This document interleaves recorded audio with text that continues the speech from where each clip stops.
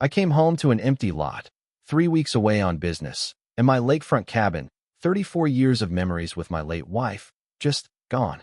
Rubble and a demolition notice tacked to a stake in the ground.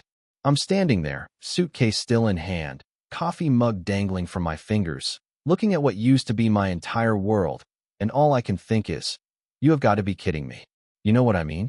Some HOA president named Barbara Wilson rolls up in her black SUV, gives me this syrupy, so sorry routine, all fake sympathy and plastic smile.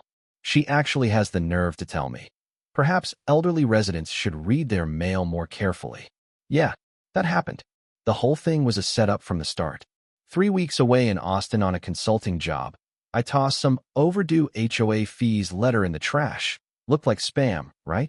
Next thing I know, I'm standing in what used to be my home, just shattered porcelain and pieces of my life scattered in the dust.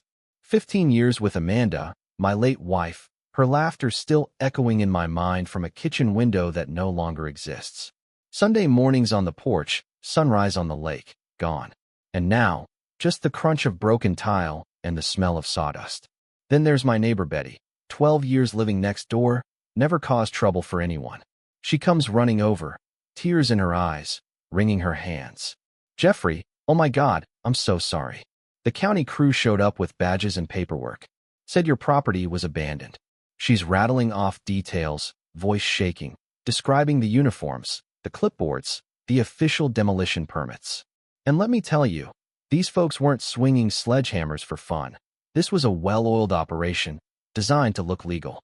And here comes Barbara, stepping out of her SUV, pretending to care, but her eyes are cold, calculating. We tried contacting you several times, she says, like she's reading from a script. Perhaps elderly residents should manage their correspondence more carefully. That's when it hits me. She thinks I'm some helpless old retiree. Big mistake. 25 years in the FBI, investigating organized crime. Those instincts don't just disappear when you retire. I start documenting everything, snapping photos, asking questions, keeping my real hand close to my chest. She has no idea she's standing across from someone who's spent a career putting people like her in handcuffs. Betty's voice trembles as she tells me how they loaded everything. Amanda's china cabinet, my old fishing rods, onto trucks as part of the demolition process. Not standard. That's theft, dressed up as official business. And the more I listen, the more it becomes clear. This whole thing was orchestrated by someone who knows exactly how to work the system. County logos, environmental protocols, real permits, all faked. Frank Morrison, a Vietnam vet down the block, shows up to back Betty up. Jeffrey, that woman's been circling the neighborhood, taking notes. Smells fishier than a Bangkok market. Frank's seen plenty of predatory types. He recognizes what's going on. Barbara is a shark, and she's just getting started. Right there, standing in the debris of my life, I make a decision. I'm going undercover. If I blow my cover now, she'll move on to another community, leave my neighbors defenseless. But if I play the part, maybe, just maybe, I can take her whole operation down for good. That night, I call my daughter Dana. She's FBI too, using our old secure protocols. Honey, someone demolished my home with forged documents. This is elder abuse, and it's bigger than just me. She's all business, starts a federal investigation right away. The pride I feel? I can't even describe it. The next morning, Dana's at my motel before sunrise. No official car, nothing flashy, just a concerned daughter. She's already got Barbara's background. Insurance fraud, HOA president less than a year, husband's medical bankruptcy. Classic profile for a con artist. We plan out our roles. I play helpless. Dana starts digging. Meanwhile, Betty and Frank are running delay tactics I coach them on. Betty with her confused old lady act. Frank dropping his veteran status, slowing everything down. It's psychological warfare disguised as community confusion, buying Dana time to dig up dirt. And she finds plenty. Dad, there are similar scams in a dozen states. They're not just stealing homes. They're sending a message. Comply, or else.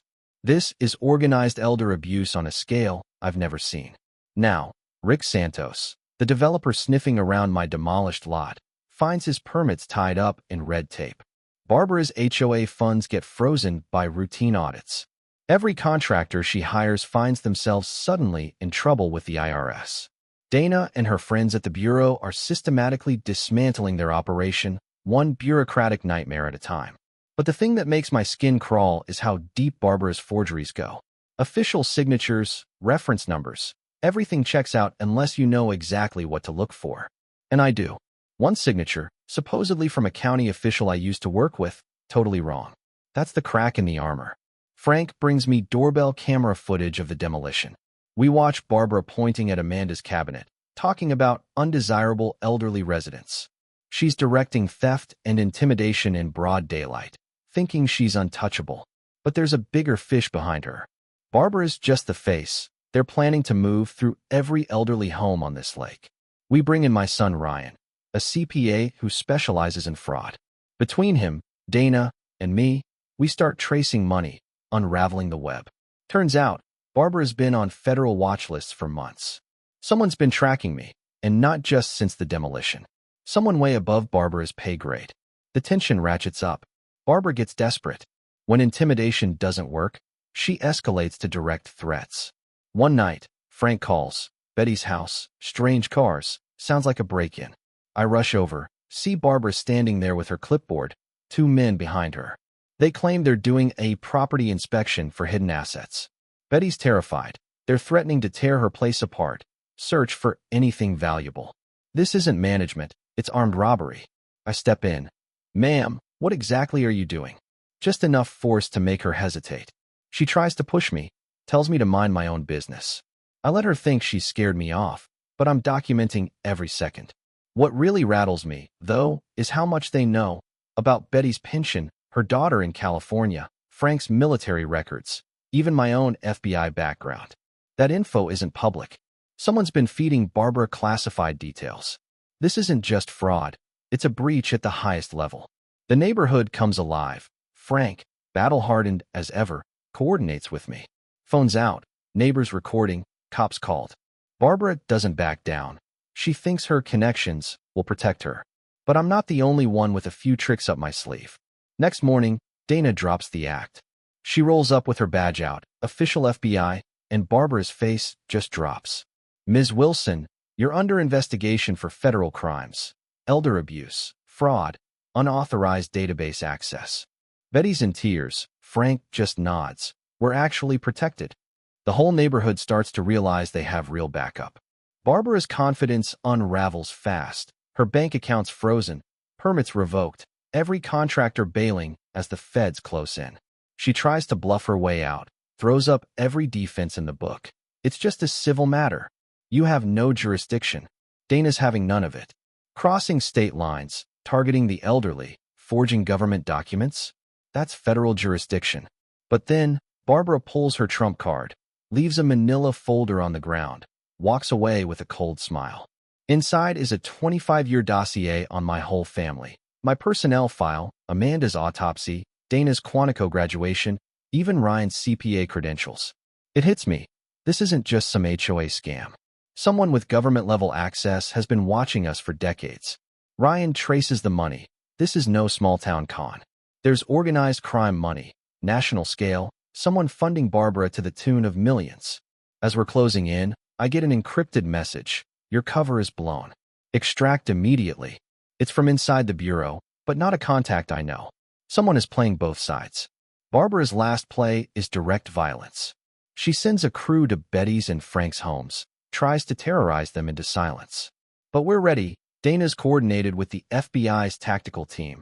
Ryan's got warrants lined up. I'm in position. We spring the trap. Barbara's jaw hits the floor when I reveal my badge. Dana and Ryan step out, full credentials on display. Ms. Wilson, you're under arrest. Federal charges. Game over. The neighborhood is freed. Betty sobs with relief. Frank salutes us. Served with the best in Vietnam. Honored to serve with you. But then, Barbara laughs as she's cuffed. You idiots. I'm just the bait. Check your old case files. Phillips, the Montenegro crime family sends their regards. And suddenly it all makes sense. 25 years ago, I put away Carlos Montenegro for elder fraud. His daughter, Maria, swore she'd get revenge. Turns out, Barbara was just a puppet. This whole thing was a vendetta to smoke my family out of hiding. Barbara goes away for decades, her entire operation dismantled, Victims made whole. Our lakefront community recovers. Betty's garden blooms again. Frank's workshop becomes a gathering place. My cabin, rebuilt, stands as proof that resilience beats fear every time. But somewhere out there, Maria Montenegro is still watching, still planning her final move. The most terrifying thing about revenge. Sometimes people wait decades for their shot. If you've ever had someone hold a grudge way longer than you expected, or if you've dealt with real intimidation, share your story. And if you see elder abuse in your community, document everything, organize, get the feds involved. Don't let anyone tell you justice doesn't matter. Because sometimes, the only way to win is to refuse to stay silent. So, what do you think? Was Barbara the true villain, or just a pawn in something bigger? Drop your thoughts below. And hey, if you know someone fighting this kind of battle, share this story. Justice might take time, but it always finds its way home.